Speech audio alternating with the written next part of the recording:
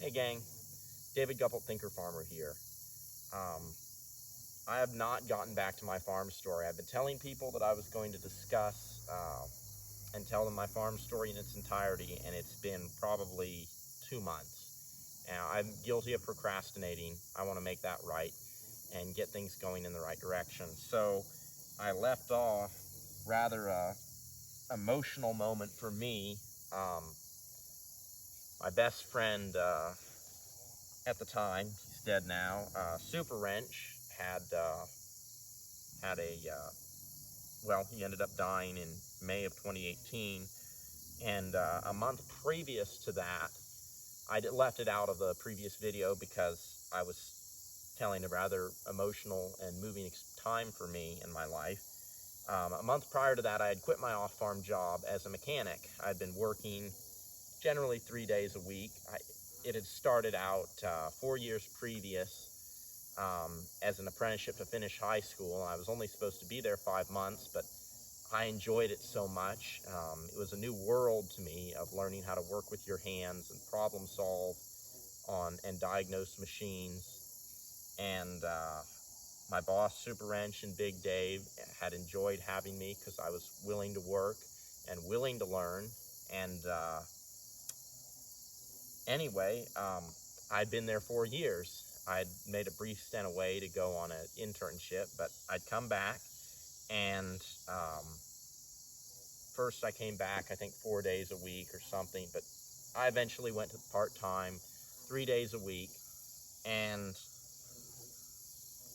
I had the job for several years, and I basically realized I had learned a ton about mechanic work, but there was so much more to learn, and I didn't know exactly what I was going to be doing in farming, but I knew I still wanted to do farming. And it was at this point that I decided, you know what, I need to go ahead and quit my off-farm job. I sat down, took a paper, and thought about the advantages and disadvantages, and realized that I really needed to get my hands dirty and my feet wet, doing more farming things, and keeping the off-farm job at that point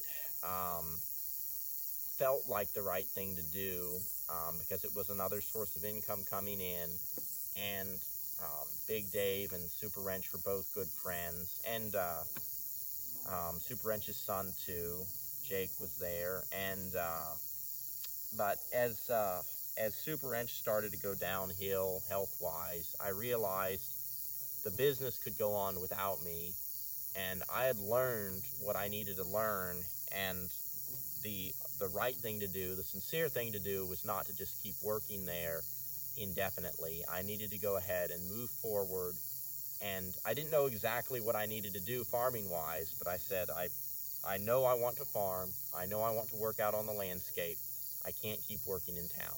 And so I basically pulled the plug on the job, put 2 or 3 weeks notice in, and it was emotional for me. I remember crying. I just was emotionally attached to working at the mechanic shop. I loved it there. Anyway, as I moved on, I think I encountered probably the biggest hurdle to going off farm. Or rather, quitting an off-farm job or moving essentially to a totally agrarian lifestyle, and what keeps a lot of people from doing it, and that's the challenge of making a lot of tough decisions.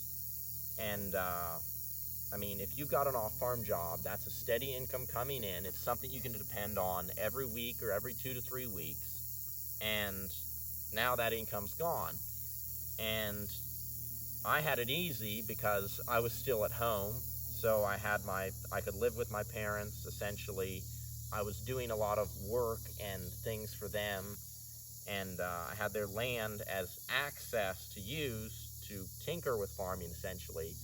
But I quickly discovered, because I didn't have, acreage-wise, my parents had 4 acres, my brother had 5 acres, and some of that stayed, it just didn't drain well. It had a lot of water issues.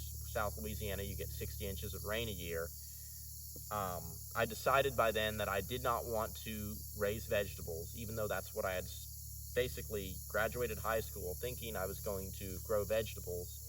I since decided, and have confirmed it since then, that all the weed management and all of the continuous tillage of the land that over time eventually wears it out um, was not something I enjoyed. It's a very intensive form of farming.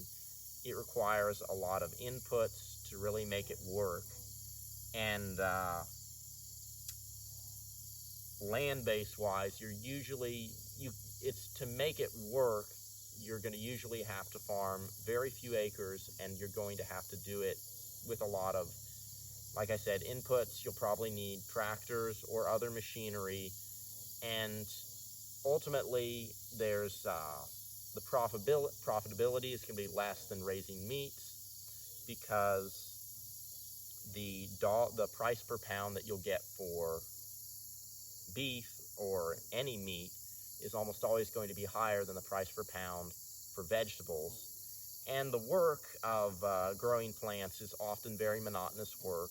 I mean, weeding, dealing with bug issues, harvesting vegetables, planting, they're very monotonous tasks. They require a high level of repetition over and over and over again, and that gets old after a while. And sustainability-wise, it's the manual work of all the weed management, all the harvesting. Um, Most individuals that are master gardeners don't continue to be master gardeners into their 40s or 50s. Certainly not past that point, because the strain on your joints of all the work and management of a garden, I mean, it's just hard work. It wears you out. With animals move themselves, they harvest the forage themselves. It's a little bit easier to continue doing it for years and years.